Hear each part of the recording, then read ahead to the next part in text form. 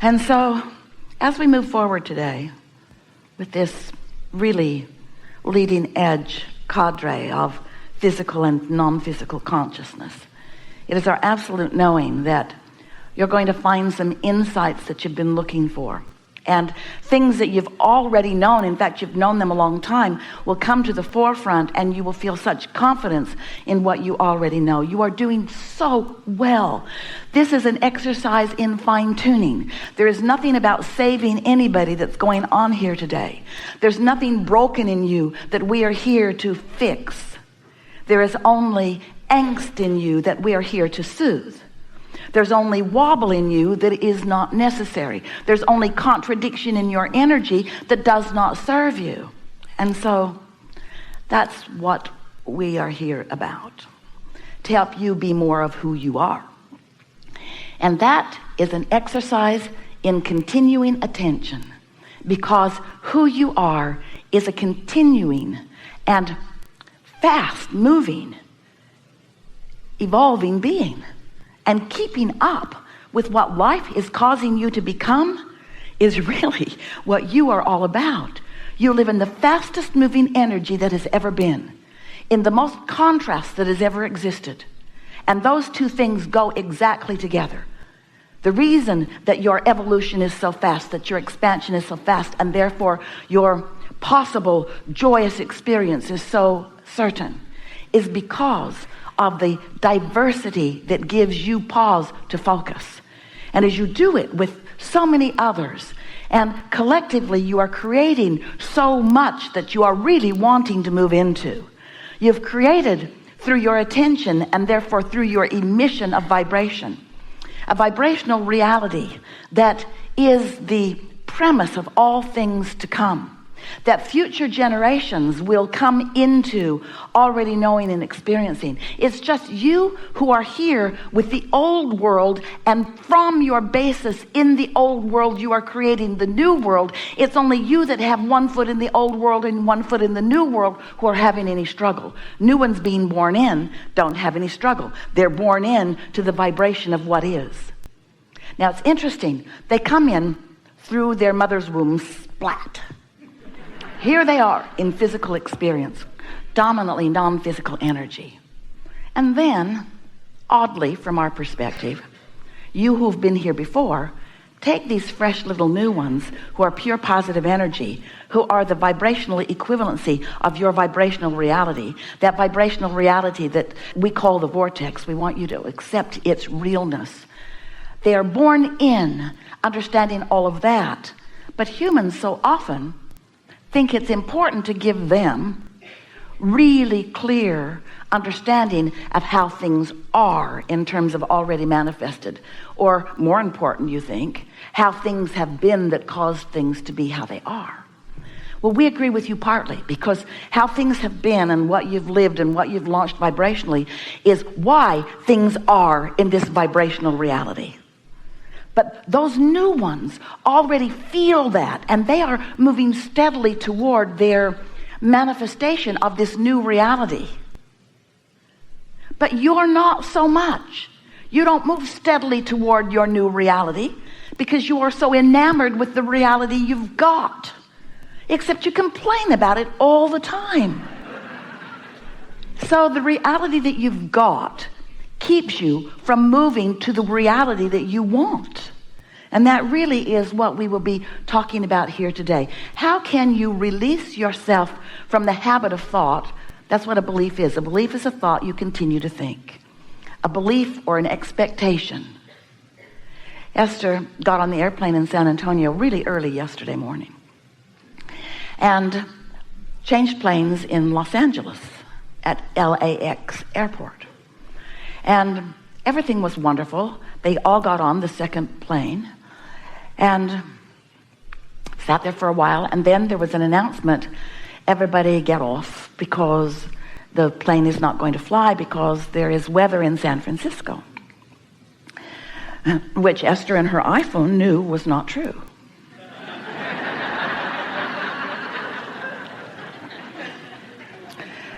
So they got off, and now Esther is flying early enough that she knows that No matter what the airline decides to do, she can get in a car and drive here. It's within her ability to do that. So she was at ease knowing that she was not going to miss all of you. But as she sat there, there was a woman, really quite animated, who was talking with the gate agent with clarity and a loud voice. And sadly, she reminded Esther of herself. Because she wasn't just going to take at face value what they were saying. And as Esther listened to her, what she said made sense, even though it clashed with Esther's desire.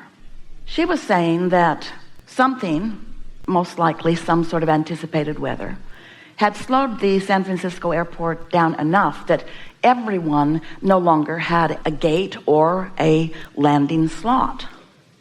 And Esther had heard that before. It resonated with something that she had heard before. And so, as Esther listened to her reasoning, the man at the gate, he was a supervisor, he listened to her, to this woman, and sort of gave her a nod and a wink that she was onto something. But Esther had done something as she came off the airplane. As she came off the airplane, she stuck her head and her first foot and her second foot and most of her body inside the cockpit. And she said to the pilots, if you really needed to be somewhere today, would you wait for this plane or would you rent a car and drive it? Would you?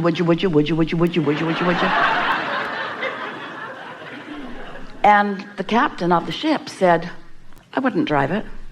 I'd wait for this airplane. And Esther thought, good enough. So here's Esther. She's had experiences where they have delayed a flight and delayed it and delayed it and delayed it and delayed it and delayed it and then finally canceled it. And she knows that if you wait around long enough, then there are no other options except maybe to drive all night. So she has this current experience with all kinds of options about the way she thinks and feels, and wanting to vibe out some truth. From where? Where do you get your truth? So now she's standing at the ticket counter and there's another woman asking the agent there, can I fly into Oakland? And that woman said, all flights to Oakland are full. And as Esther was watching her face, she knew that wasn't true. Something about the way the woman was pretending to look at the screen.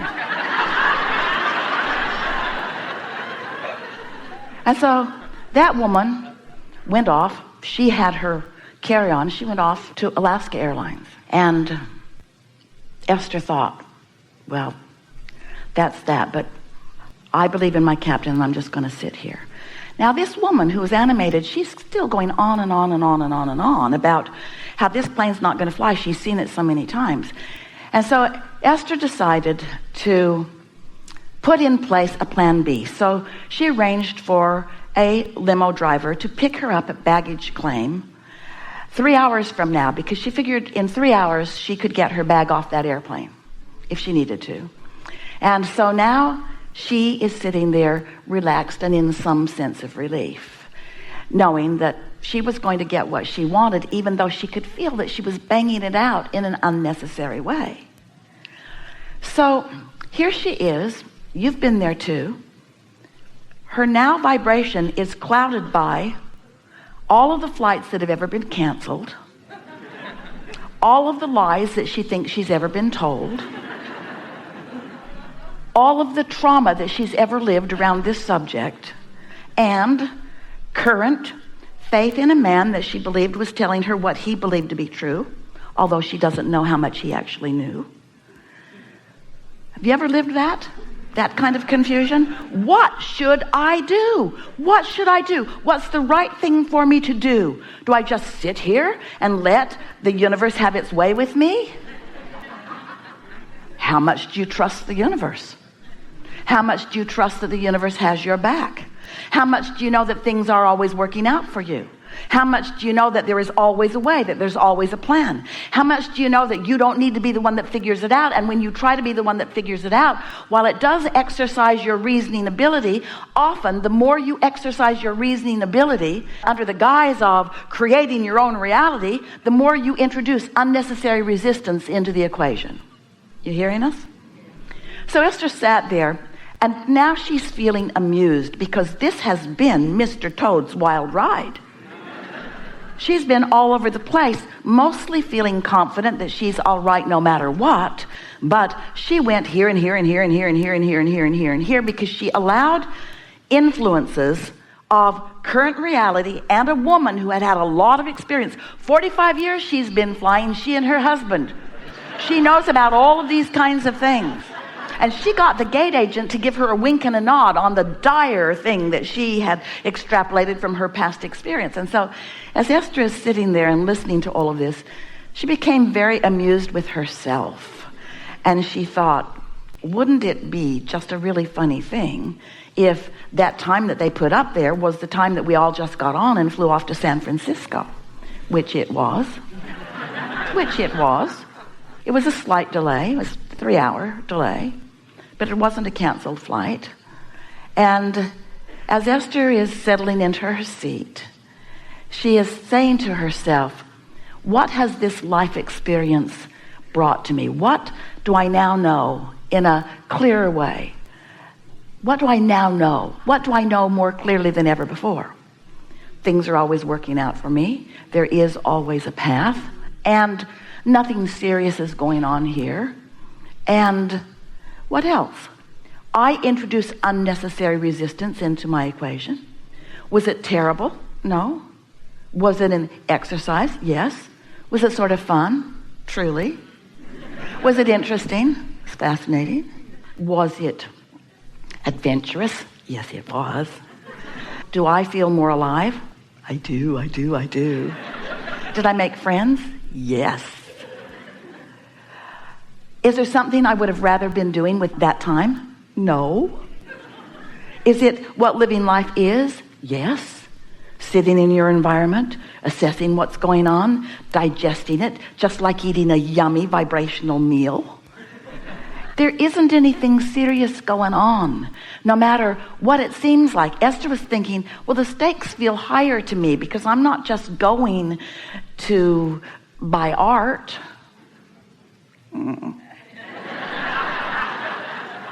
I'm going for something really that feels important to me.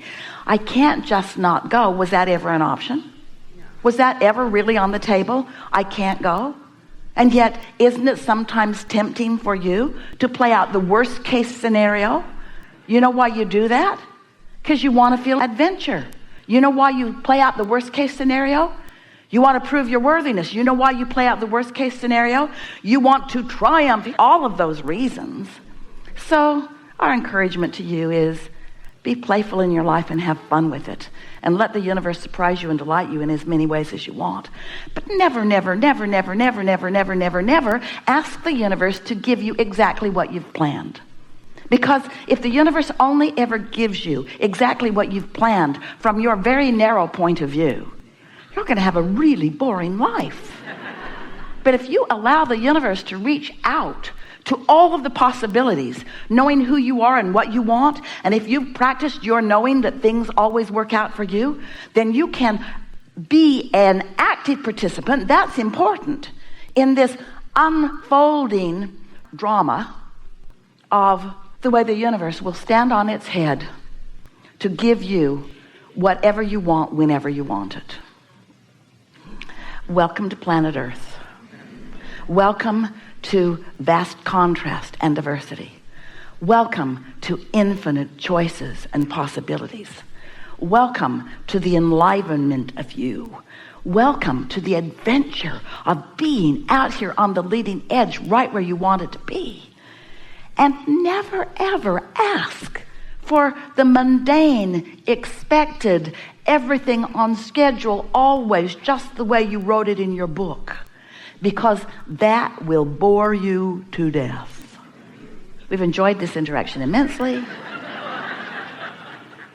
There was a lot in there for you. What do you want to talk